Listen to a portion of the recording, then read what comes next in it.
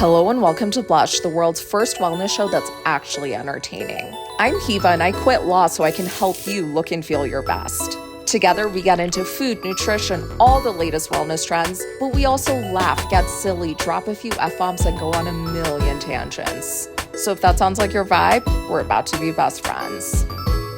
When I tell you this is the most impromptu podcast recording of all time, not 20 minutes ago, I was crying, sobbing, hysterical, wailing, like the most intense crying you've ever seen anyone do, like to the point where I just had snot like dripping off of my entire face. It was like Niagara Falls with snot and tears. Like I was wailing. Like if anyone had heard me, they would have been this girl is dying or her entire family just like caught on fire and expired in front of her. Like you could hardly explain what the fuck happened. And then I get in the shower. And in the shower, I was like, you know what I would love to do right now? I would love to podcast. And so I got out of the shower. I was like, fuck makeup, fuck getting ready, fuck everything. I'm just going to throw on a fucking sweater, sit down and fucking podcast. I don't even have all the lights on. Sam's had diarrhea 6 times today. So we're really in dangerous territory having her here, but she really wanted to come. She wanted to show up to work. Okay, so let me backtrack and explain why I was crying so hard. So first of all, hi, I miss you. It's been so long. Well, for me, it has been, because I've been in California. So I just got back. I literally haven't even unpacked yet. My whole life is in shambles. And while I was in California, I heard about this woman and her modality. So the woman's name is Nicole Sachs, Sachs. And her modality she calls journal speak. And basically it's this idea. Well, okay, let me backtrack a little bit more. So I don't know a lot about Nicole Sachs, by the way, I should clarify. But I heard about her on a podcast where this person on the podcast, I unfortunately can't remember her name, but she was on the Expanded podcast and she was talking about how she had this really intense pelvic pain that went on for 2 to 3 years. The way she described it was like she had a UTI every single day, which honestly, what was really interesting about that to me is I would not explain the UTI feeling as pain. I would explain it as stinging and irritation. Obviously, different UTIs are different. Some UTIs, you have certain symptoms. Other UTIs have different symptoms. I mean, we are a big UTI household. We know a lot about UTIs because Sam gets approximately 1 to 2 every month, and it's always a different strain. Like she's gotten every strain of bacteria that's possible to get in a UTI. So I know a lot about UTIs, and the symptoms aren't always consistent. Different strains of bacteria show different symptoms, yada, yada, yada. Different people have different symptoms. So, okay, we're not going to pick that apart. It's just interesting to me because I've always thought of UTIs as stinging and not painful. And when she described that as pelvic pain, I was like, oh, so when people talk about pelvic pain, is it a feeling that I might categorize as stinging rather than pain? I don't know, just interesting thoughts. I mean, I think the concept of pain is actually such a fascinating one because if I understand it correctly, it's something that's literally just in our brains. Like it's not even happening in our body. And like it feels like it's so mental. It's like, could you will yourself into pain? Could you will yourself out of pain? I don't know. There's a lot of like nuance to pain, but that's neither here nor there. That's actually really not the point of this. And she was talking about how she healed this years-long pelvic quote-unquote pain by doing this. By the way, if you're watching on video, I'm so sorry for the status of my nails. I just got back. The gel's like all grown out and I was going to go actually get them fixed today. But then I was like, fuck that bullshit. I'm going to cry and then podcast instead. So here we are. Anyway, so this girl with the pelvic pain said that she discovered Nicole Sachs and her journal speak modality, and she started doing this journaling exercise, and she described it as basically you journal every day and then tear up what you wrote afterwards. And she said that after doing that for a couple of months, this pelvic pain just like poof disappeared. And I was like, okay, that's interesting. And so I looked up this woman, Nicole Sachs, and I guess her story is she, when she was 19 or so, was diagnosed with some kind of spine condition, and doctors told her that she would have a very limited life. She could never play sports. She could never carry children. If by chance she did become pregnant, she'd probably have to be on bed rest the whole pregnancy, yada, yada, yada. And basically she kind of discovered this work, and then in doing it, managed her back condition, went on to have 5 kids, do all these active things. You kind of get the story, right? And I believe what's beneath it is the concept of us somaticizing emotional pain, and this whole journal speak modality is supposed to help you release that emotional pain so that it no longer manifests as physical pain. And Nicole Sachs has a couple of courses, at least. One is for anxiety and one is for chronic pain. And I was really intrigued by this, even though, to be honest, I really don't have pain. Like, I really don't have chronic pain. Although who knows, like maybe I do have pain and I categorize it as stinging. That's why I thought the thing with her saying the pelvic floor thing was so interesting, but that's neither here nor there. But what I do have, especially this year, I would say, is I tend to get sick a lot. Not just a cold type of sick. It could run the gamut, right? Like sometimes, like I've had a lot of gut health issues, as you guys know. When I first went to college, I got pneumonia that entire year. When I first went to kindergarten, I got every kind of normal childhood sickness. This year, I've had a lot of issues with my sinuses and stuff like that. Like I do tend to have health issues frequently. And I actually think that I'm a very physically healthy person. My guess is that I somaticize emotional pain. I do think on a subconscious level, I actually use being sick to get out of things that I don't want to do. I think that I have such a long history of doing that from childhood that my body's just doing it consciously in childhood, you know, like, oh, I don't want to go to this. I'm sick, you know, Mean Girls, we've all watched it, whatever. So I think that that's just something that I learned in childhood, and now it happens without me even realizing it. Like, I really truly do think that oftentimes when I get sick, it's my body, like my brain being like, we cannot do this, and my body just like fucking running me down to the point where I have an excuse to get out of this thing. But I also think there's a lot of other things there. So I was like, you know what? Let me buy this chronic pain course and just use, even though, again, I don't have chronic pain, but I'll just use it for whatever I see fit, you know, for the things I just explained. Not whatever I see fit, but you know what I mean? The things I just explained.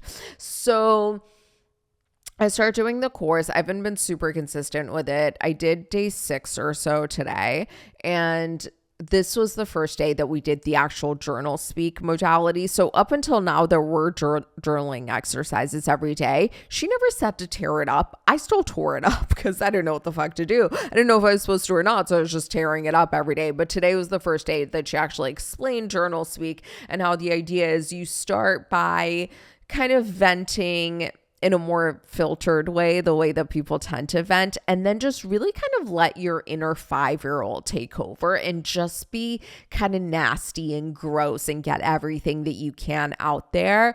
Set a timer for 30 minutes. Don't look at the timer at the end. Tear it up. Now, she didn't explain this in today's modality, but when I first, before I bought the course, just kind of did the little like, oh, what is journal speak? She does say, and I asked ChatGPT about it. I know that usually you're supposed to spend 10 minutes doing nothing afterwards. So anyway, I set the timer for 30 minutes. I start, as I'm writing, wailing, crying harder and harder and harder, like to the point where sometimes I was like, am I going to pass out from how hard I'm crying because I can barely breathe? I mean, I was just dumping shit that I'd never thought about. And I have a regular journaling practice, by the way. I literally do morning pages every single fucking day, and I journal at night. So it's not like, I kind of taught my mom how to do this. And when she did it, so much came up for her that she hadn't even thought about in 50 years. And that makes sense. My mom doesn't have a meditation practice. She doesn't have a journaling practice. She doesn't go to therapy. She doesn't have releases for all these things. I do. So that's why it was so shocking when all this shit came up. And I was just, truly maybe the hardest I've ever cried in my life. It was just pouring out of me. So afterwards, I got on the vibration plate. I got a vibration plate, by the way. We can talk about it later. And I just decided to kind of let it all shake off. I thought that would be a good way to decompress after doing this because I remember hearing about this modality so many years ago. It's called TRE. I think it's trauma release exercise or something. And I think the idea is, I could be wrong about this, I've never done it, but I think the idea is that you get in these positions that cause your body to shake and hold them until you shake to release it. I guess shaking is a good way to release trauma. I don't know. Anyway, so I thought, okay, I get on the vibration plate, I shake, release, whatever. I get on the vibration plate until I couldn't do a full 10 minutes because I ended up having to pee just a few minutes in. So I go, I pee, and then I get in the shower and I'm just washing it all away. And as I'm showering, I'm like, you know what? I just want to get on the mic. I just want to get on the fucking mic. I just want to get on the mic. I'm trying to swear a little less. I think it's listen, I love a well-intentioned, well-placed fuck or a well-intentioned, well-placed cunt, but when I was watching this month's Blush Kitchen, it was too much. I was kind of losing my mind. Like, it was just, and I'm not one to be like, oh, it's unladylike or whatever. No, fuck that bullshit. I encourage you to be more cunty all the time. But even for me, it was a little bit off-putting. So yeah, I am trying to curse a little bit less, try to say like a little bit less, try to say filler words a little bit less. And I do think sometimes the cursing is almost a type of filler word, if you know what I mean. It's a pick-me-girl version of a filler word, right? Because when you say like, it's very girly and people judge you for that. Whereas if you fill the time by saying fuck or shit, that has a more masculine kind of energy to it. And it's like, ooh, I'm so hard. I'm not stupid. I'm just hard, but beneath it all is you just need to take a fucking beat and remember what the next word you wanted to say is, right? Anyway, yeah, I missed you. I missed you and I wanted to connect with you. So I figured, let's fucking record the podcast. So yeah, we are doing Hot or Not. I have these trends. I started to do research into them, but I haven't even looked into it too much. But I decided to, whatever, just fucking record it. So the first trend that we're doing is called the Japanese walking method. And actually, let me preface this by the way, printer is still, God knows what the fuck is going on now. Have I tried to use it since I've been back? No. But I also have not unpacked my suitcase. So I've had other priorities. Anyway, so, when I was in San Francisco, every shop that I went into, okay, let me backtrack. I started pulling trends for this episode or for the rest of the year, really, before I even went to California. And one thing that came across my desk was the Japanese walking method. So I just wrote it down. Anyway, then I get to San Francisco, and every shop that I would go into that had kind of Japanese things like matcha bowls and hinoki wood, soap holders or hinoki wood, bath trays or whatever, just kind of Japanese things, I would get so emotional. I just found myself so drawn to Japanese things. And then I remembered that when I was a kid, I was obsessed with everything Japanese to the point where my parents bought me this Japanese. I wanted to learn the language, so they bought me a book to help me do it. And I learned a few things, and then I think I gave up or whatever. I don't know. I was a little little fucking kid. You know, I had other things going on. But yeah, and I've always loved Japanese flavors. I've just found myself so drawn. It's like it's giving Gwen Stefani, you know? If you know, you know. If you don't, whatever. Anyway, so it is funny then when I went to look at the trends and I saw Japanese walking method, I was like, oh, how on theme. Okay, so the Japanese walking method is basically a form of interval walking. So based on my research, so it sounds like it's 3 minutes of brisk walking, 3 minutes of easy walking, and then that's repeated 10 times. So it goes on for 30 minutes and you're supposed to do it for 4 days a week. It comes from Japanese research on interval walking training. So the purported benefits are that it's better for cardio, lower blood pressure, stronger legs, improved glucose control, weight/BMI movements. Some people say it beats getting 10K steps a day, whatever. So there actually is some research on it. It appears that there's the original randomized study that they did on this. They did it on 246 adults with the average age being 63, which is interesting. I would have thought they would go for younger people, but I guess not. And they found that high intensity interval walking, 3 minutes on, 3 minutes off, beat moderate continuous walking for gains in VO2 peak, thigh strength, and reduction in systolic blood pressure. Follow-up studies, which had cohorts of 600 plus participants, have shown similar benefits. And it's also shown to have glycemic improvements in type 2 diabetes people. So that's pretty fucking good. It really, I mean, it's kind of like a form of HIIT. It doesn't seem like such an innovative thing. But yeah, I mean, it sounds super, super useful. You know, I would love to increase my VO2 max. So maybe I'll start incorporating this. Now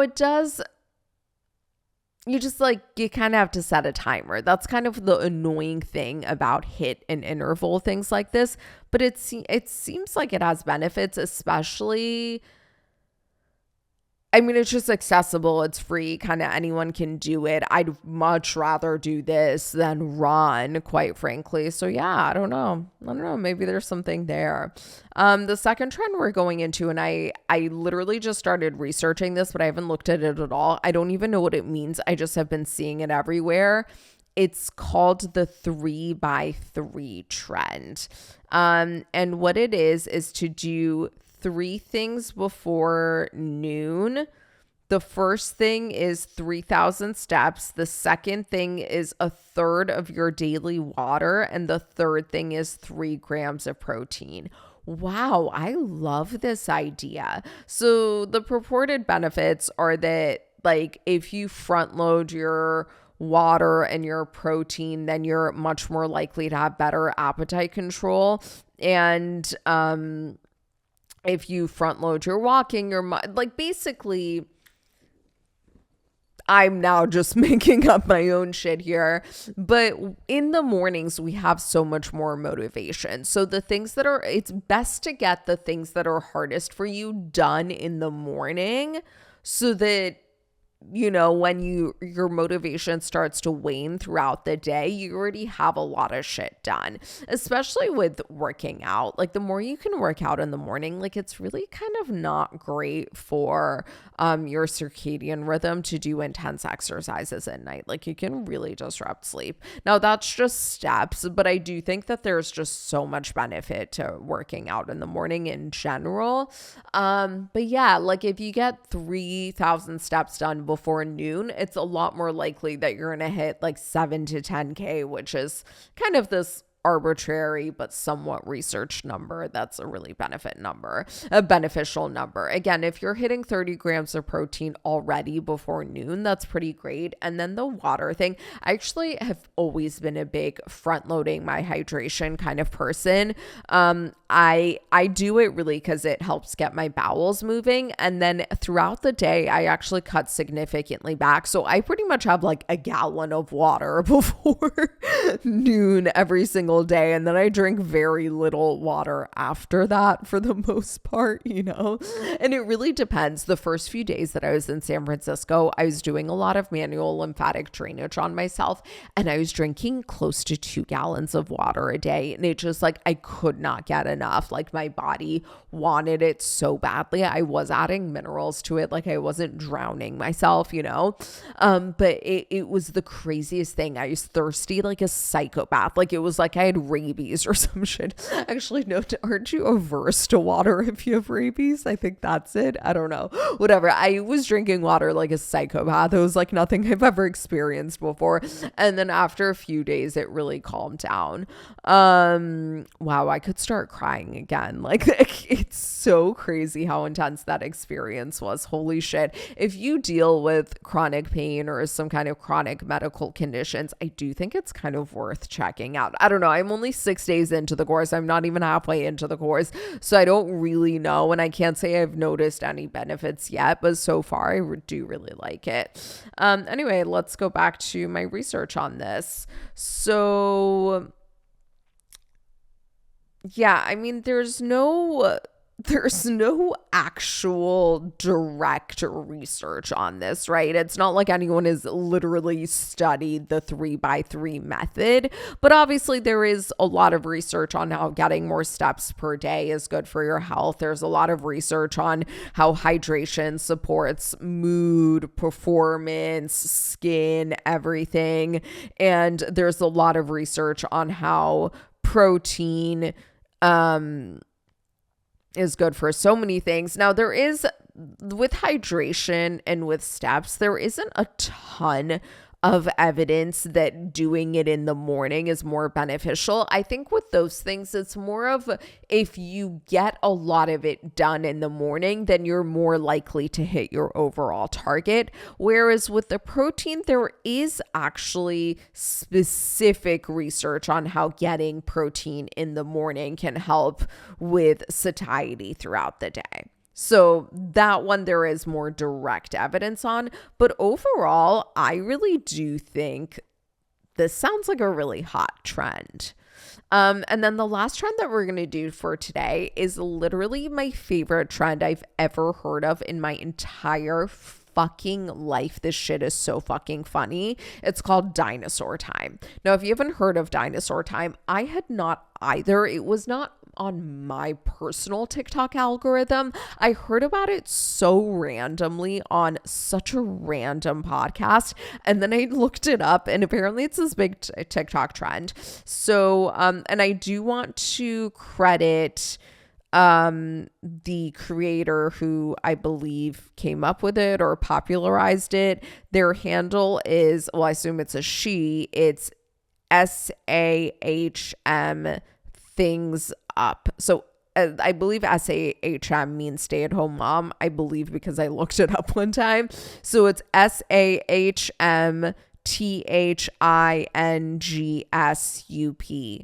Stay at home mom things up. I don't know. I don't get it. Anyway, so the trend is basically to grab handfuls of raw greens and just like eat them by the fistful, like usually maybe first thing in the morning, maybe not first thing in the morning, like with meals, like just at any time, just grabbing greens by the handful and eating them. And the idea is, we all know greens are good for you. You want to get the fiber, you want to get the folate, etc. But sometimes it's hard to get your greens in, you forget, and if you just grab them by the fistful at random times, especially if you just want a snack or whatever, if you do that first and then you're like, okay, am I still hungry? I think that's so fucking genius, and it's such an easy and good way to make sure you hit your greens goals. And honestly, kind of the more greens you eat, the better.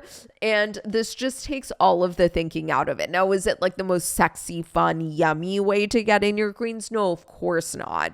But it is a great way. Like, I think you could still make yourself a beautiful salad or a beautiful smoothie. But then if you're just randomly throughout the day grabbing fistfuls of greens and stuffing them in your mouth, like, you're getting virtually no calories while getting so many nutrients. I think this is literally genius. It's the best thing I've ever heard of. And I love calling it dinosaur time. I think this is such a cool way to get kids to eat more greens. Like, okay, let's have dinosaur time real quick. Like, everyone grab a handful of greens and eat them. If you just do this shit throughout the day, like, watch your skin fucking glow.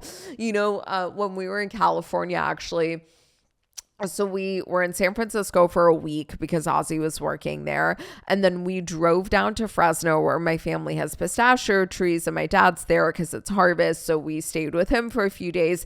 And then we drove from there to Palm Springs for a couple of nights. And then from Palm Springs to LA for a couple of nights. And I think it was the drive from Fresno to Palm Springs, which was long. It was like 6 hours, 5.5, 6 hours or something. My dad had gotten a bunch of kale for me because I was really craving it. And we didn't finish the kale while we were there. And so I just took the rest of the kale. I was like, whatever, he's not going to eat it. I'm far more likely to eat it.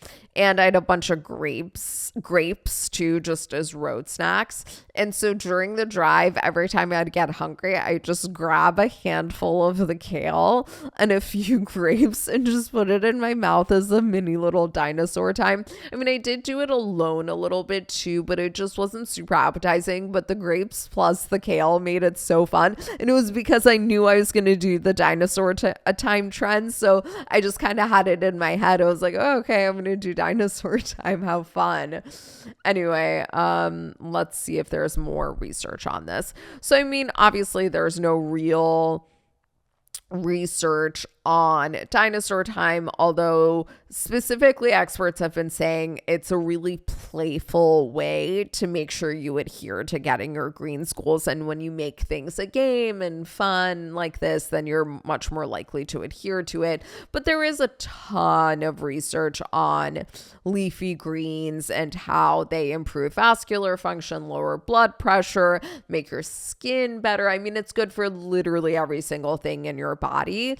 I do think that if you're going to do this, by the way, ChatGPT is just warning us that you have to chew a lot because there is a risk of choking with this trend, which sounds fucking hilarious. Like, I'm not too concerned about this, but do make sure you're also getting some greens in a salad or a smoothie format, because some of the nutrients in greens are fat soluble and you want to make sure to be eating those in scenarios where you could get your fats, yada, yada, yada, you know the deal. And also make sure to really rotate your greens. Don't just do one form of green.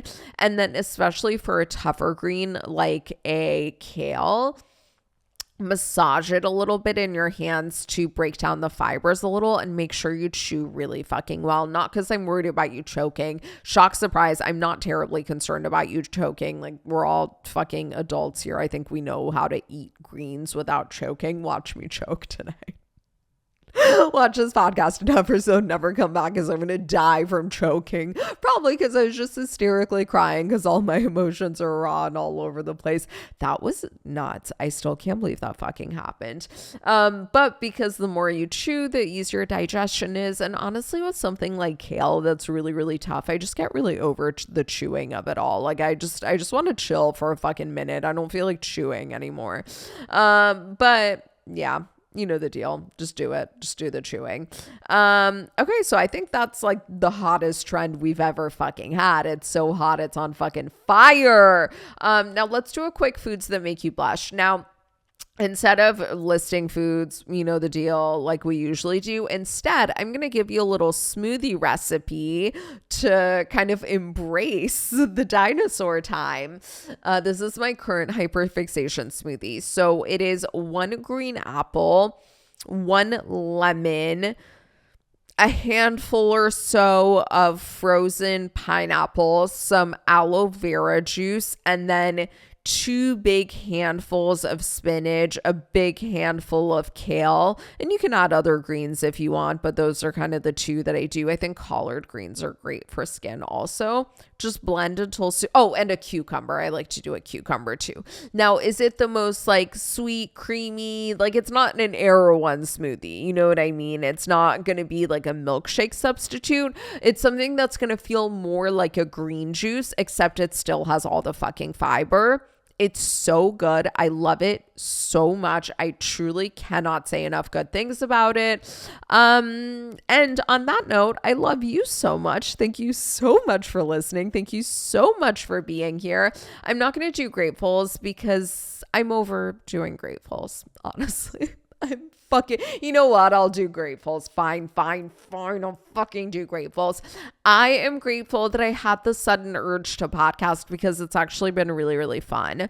I'm grateful that I found this course. I really hope that it can help heal whatever part of me it is that is getting some kind of protection or support or release or whatever by getting sick all the time. And I am grateful that this girl has not diarrhea during this recording because that would have been highly unpleasant. There's already a backlog for the laundry. No, it just, I hate when you have to see that. Remember that one time she got diarrhea? Not just on camera, but her butt was facing the lens, so it just started spewing out of her and you got a full frontal view of it. That was horrifying. So yeah, I'm grateful that didn't happen again. All right, we will talk next week. Until next week, you know the drill. Love you. Bye. If you loved that episode as much as I hope you did, make sure to hit subscribe so you don't miss a thing, and check out some past episodes while you wait for the new one to drop next week. And until next week, make sure to stay cunty out there.